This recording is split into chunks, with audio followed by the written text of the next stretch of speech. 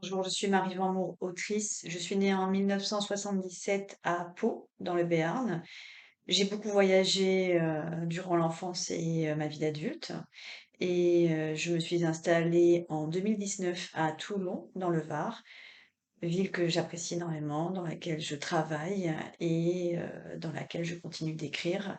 J'ai publié deux romans, un aux arènes dans la collection Equinox et un à la Manufacture de Livres qui avait publié mon premier roman qui a reparu en mars 2021,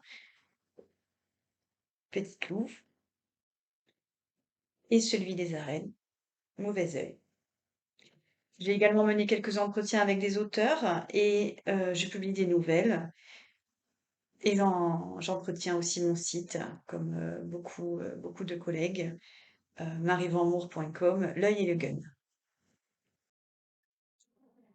Trouve est un road movie qui met en scène Agathe, une chirurgienne sans histoire, qui culpabilise énormément de l'agression qu'a subie sa fille au sortir du collège, sans raison apparente. La petite était là au mauvais endroit au mauvais moment et elle a donc subi un viol. Ce viol, ce traumatisme a fait voler en éclats le couple d'Agathe. Le père a fui, tandis qu'Agathe s'enfonce dans la culpabilité et le remords.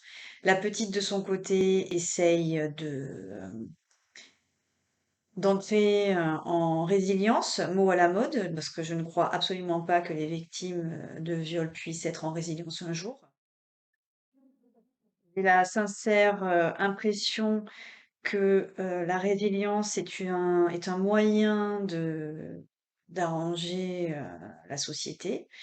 Euh, Après, ça ne veut pas dire que les victimes de viol vivent mal toute leur vie, mais ce traumatisme, elles le portent en elles, elles le portent en elles, point.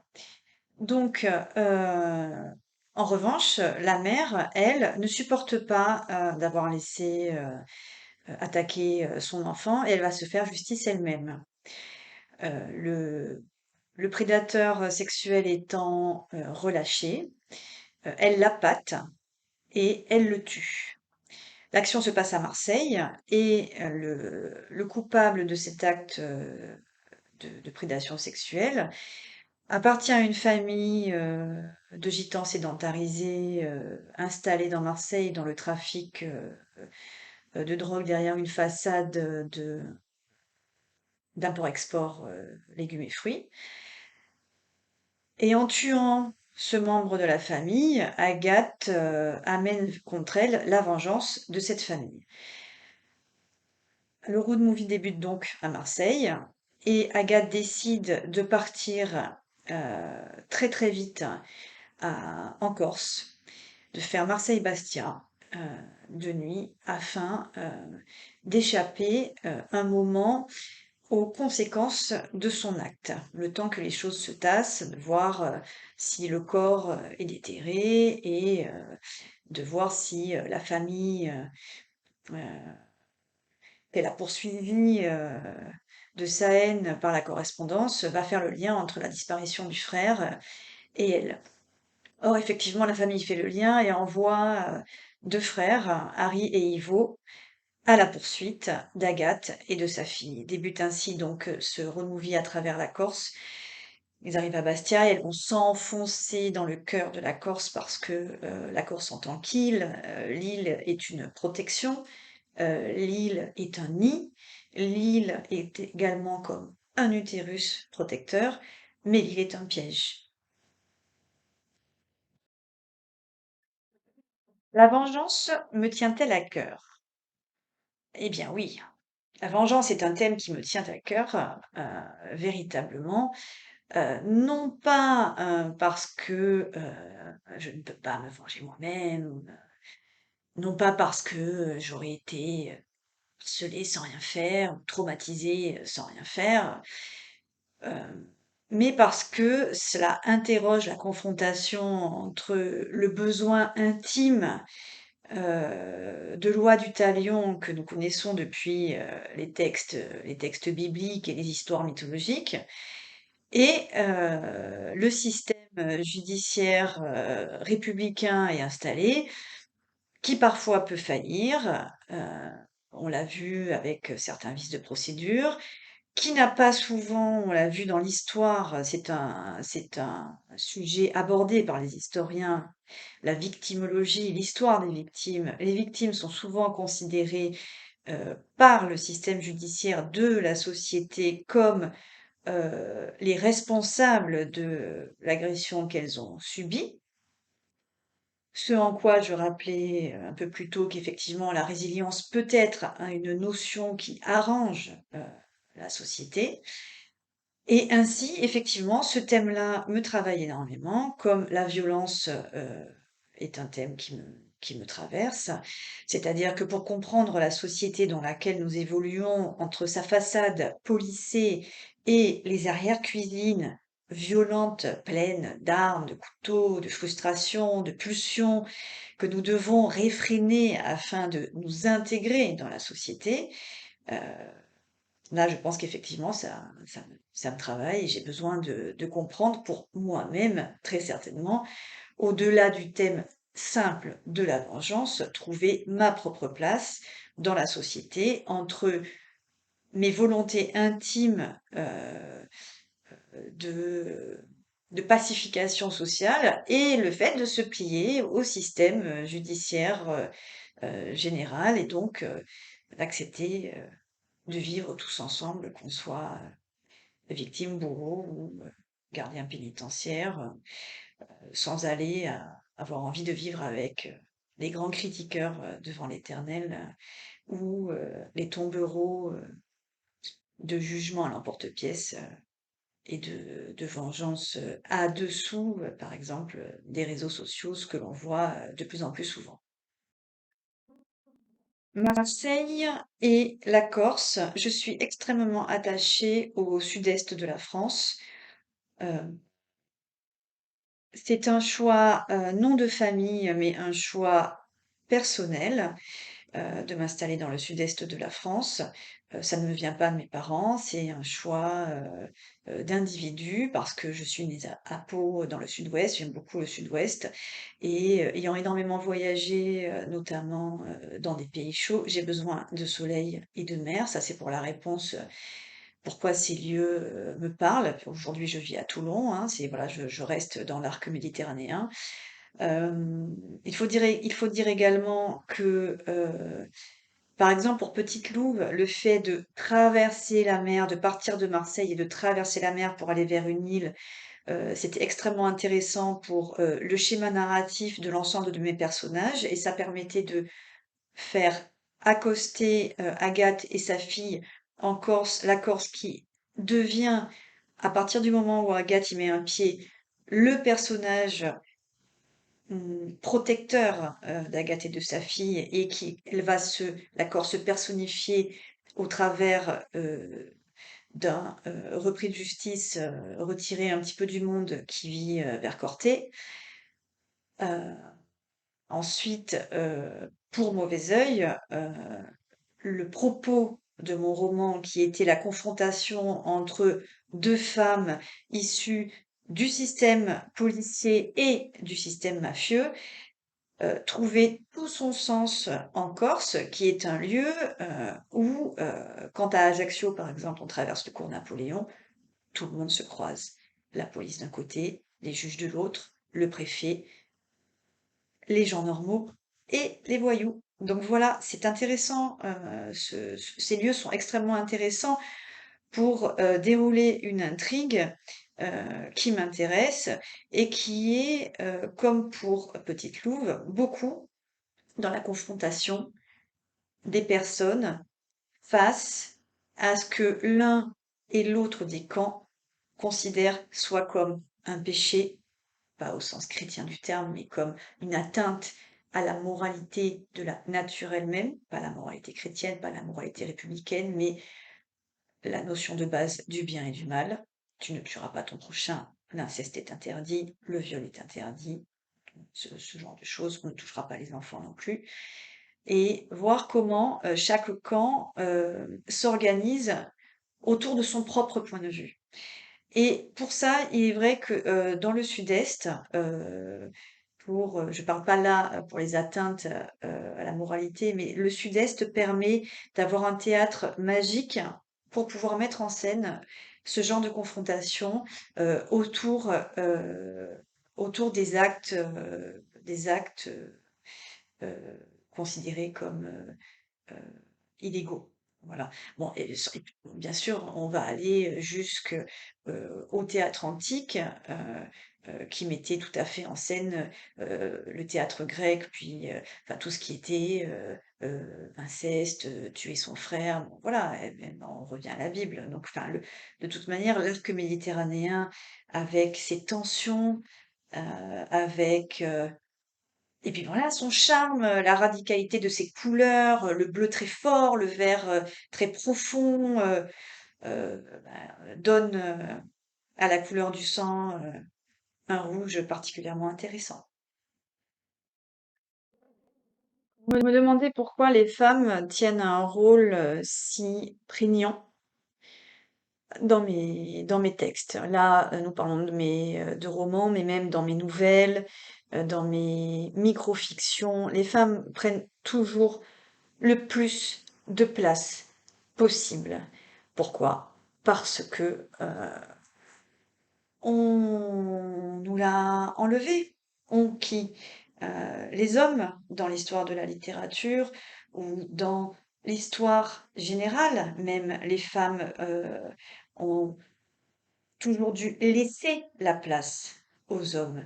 Euh, le, le- le domaine de l'histoire des femmes en histoire à l'université est récent, comme la victimologie d'ailleurs, je dirais, sans euh, faire de parallèles qui seraient trop rapides entre les femmes et les victimes, mais il y a quand même un lien. La victime est une femme, ça n'a pas d'importance.